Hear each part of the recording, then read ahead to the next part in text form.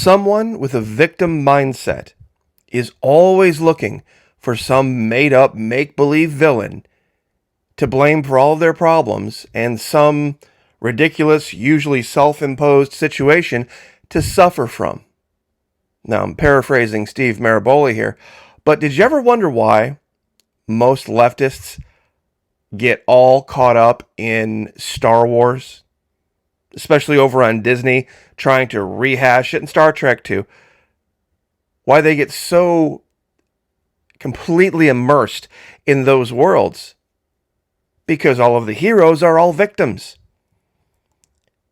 Now, they should be absolutely ecstatic that Donald Trump won. Why? Well, very simply, now they don't have to reach so hard to become victims. They just now have to be, well, an American living in Trump world, because that makes them a victim. They don't have to cook up some daily changing gender identity. They don't have to pretend that there's some oppressed minority when they're not. They just have to be a non-Trump voter, and boom, they're automatically victims. Now, we're going to get into this a little bit more in detail over at Patreon. If you'd like to join us over there, it's only one single US dollar at the base level per month, and even less than $1 a month if you sign up for an entire year, and fully refundable the first 90 days. No questions asked. We got brand new content up there for the $1 level, the $5 level, but probably next 24 hours for sure. We are going to have our unit commanders and brigade commanders briefing for the $10 and $15 levels respectively. 2-part briefing, everybody in the room for the first half, and then brigade commanders only for the second. About another 24 hours, and I'd say we'll have it up, so keep your eyes open. Now, shouldn't we be talking about the real winners of the 2024 election? Has everybody forgotten about this? You see, I think it's important to keep the receipts on things and what people were talking about. And nobody is talking about this anymore. Or another animal-related story from last summer that I think might make people scratch their heads, because there has been some very strange things going on. Of course, we have to celebrate It's Mentally Ill Week, and we, of course, want to be involved in all things that are American, and these people actually have to be over the moon ecstatic, because now they can march every single day, because they'll be victims every single day, and they can have their own little virtue signals now, or their little blue bracelets, and women are safer together, the blue friendship bracelet movement, so that they can signal secretly to each other that they were all Kamala Harris voters. But wouldn't they be safer just heading off into the woods? Just throwing that out there. Who remembers this? The women who, when they were polled, thought that they would be safer if they encountered a grizzly bear in the middle of the woods than if they encountered a human, probably white, man. Well, I think this confirms for them that, since a white man is now president, this confirms their fear. So, anyway, don't think for 1 minute, though, that these people haven't already made plans for this eventuality, and they're just waiting for everything to die down. Let me remind you that they wanted unity last time. Remember when Biden allegedly got 81 million votes, supposedly? And then they're like, oh, well, now, people on the right, we need to come together. We need to come together. We need to be friends now. We need to just, You see, it's very strange to have heard them back then call for unity and everybody on the right tell them to go take a flying leap. And now everybody on the right calling for unity and wondering why the left is saying go take a flying leap. But just to keep everybody updated on the reeling in of Donald Trump. I know a lot of you don't think this is a thing, but remember, guys, it's only been 8 days. It's only been 8 days. And on election day, Donald Trump had a 4.6 million vote lead. Donald Trump had a 4.6 million vote lead on election day. It is now barely 3. Wait, what? Yeah, it is now barely 3 million votes. See, everybody's paying attention to all this other nonsense. And they're doing something. They're cooking something up. So I guess we should probably cover the other things very briefly here. I'm not really sure whether I'm more disturbed by the future top cop of America, Attorney General prospect Matt Gaetz, not having time to iron his pink blazer that he wore to go see Barbie with his wife, or the fact that he wore a pink blazer to go see Barbie with his wife and stopped for pictures. So, just saying, I'm, top cop, just not really sure. And guys, I need your help here. I know people start to tune out about 6 minutes, but I really need your help here. Marco Rubio. So even RT picked this up. Trump's pick for Secretary of State doesn't even speak MAGA. I mean, should we be worried about a return of random guy named Juan and the strategy of attempting to kill or overthrow Nicolas Maduro in Venezuela? I mean, why doesn't he qualify for the dictator handshake?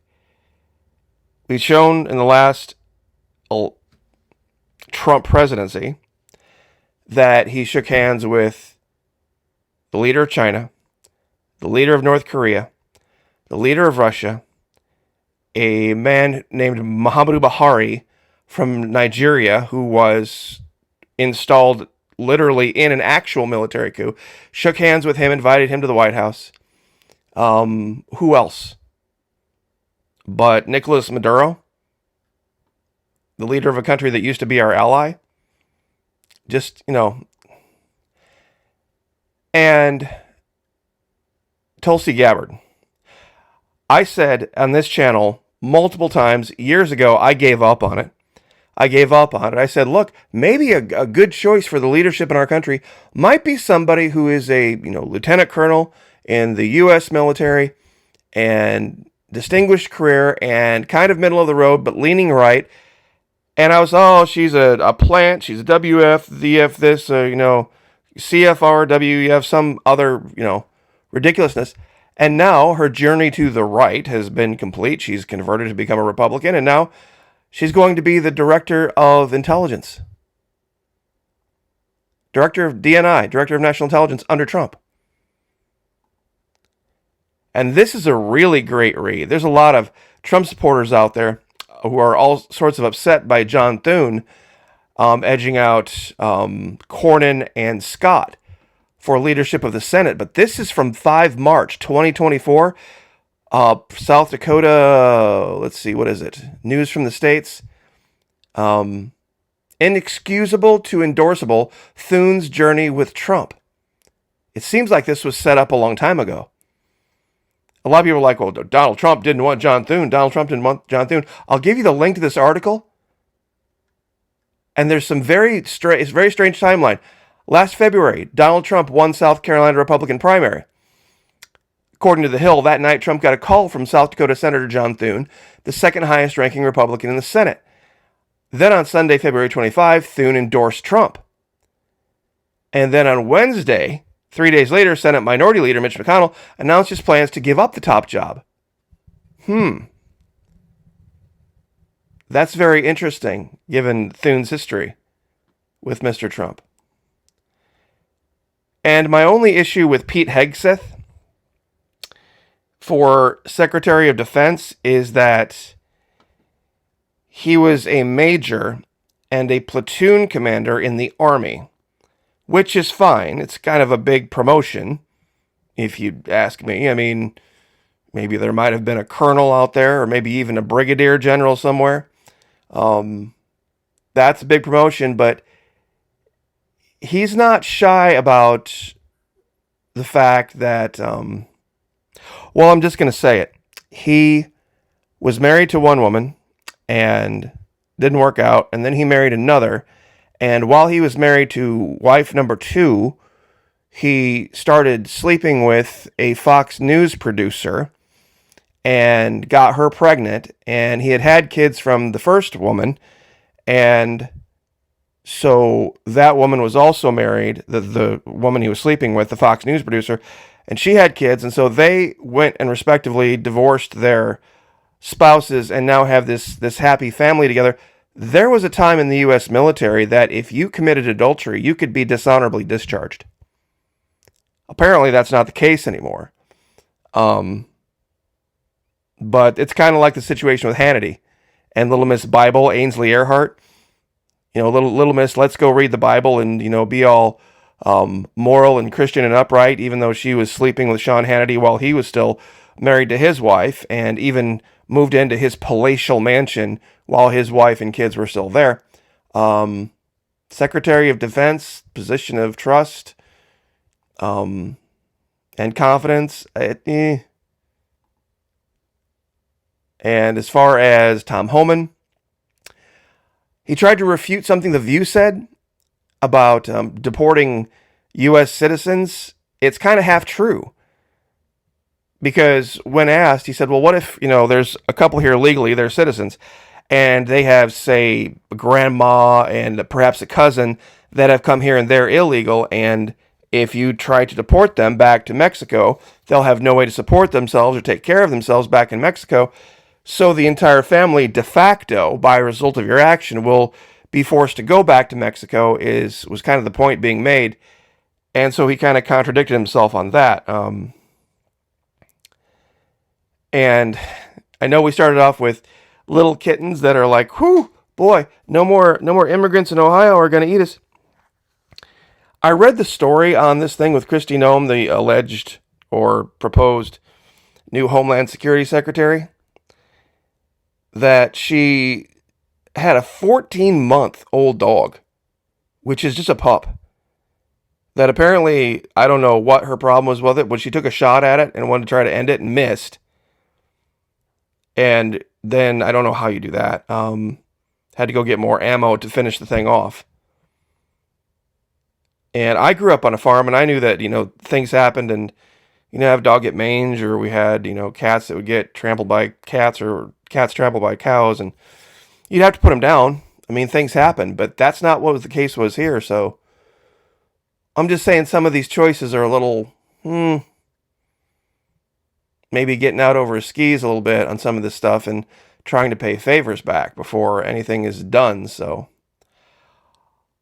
just, trying to put some things out there that I think people maybe not have heard. I know this is kind of maybe a cheap shot at Matt Gaetz, but, if I had better half that tried to drag me off to see Barbie, not sure. Not sure if I would wear the pink blazer, especially when my wife then goes online and complains about the movie itself and Ken having too much low T.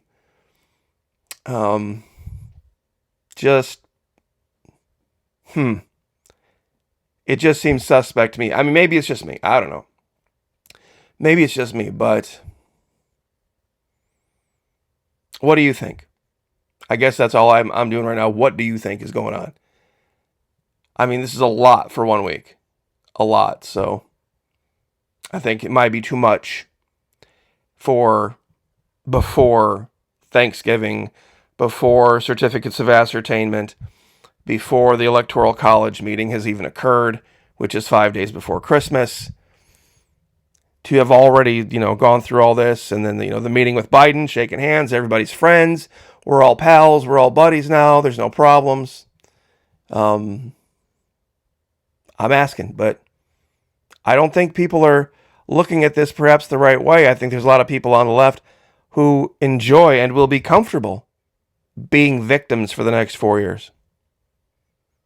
So I'll leave it there. Love to have you, Patreon. Unit commanders, brigade commanders, next 24 hours. We will have the joint briefing up for sure. We have all sorts of levels, 1, 5, 10, and 15. Love to have you over there. Wish it wasn't so that it had to be this way, but YouTube being what it is, I hope perhaps there's a change in the policies on censorship. But if 2017 is any indication, things got awful for us YouTubers after Trump got elected last time. And I'm not expecting them to get better in the next year. So that's why we have Patreon. God bless. Pray for each other. Pray for me. I'll pray for you. Lift each other up. Like, share, subscribe. We'll see you guys next time.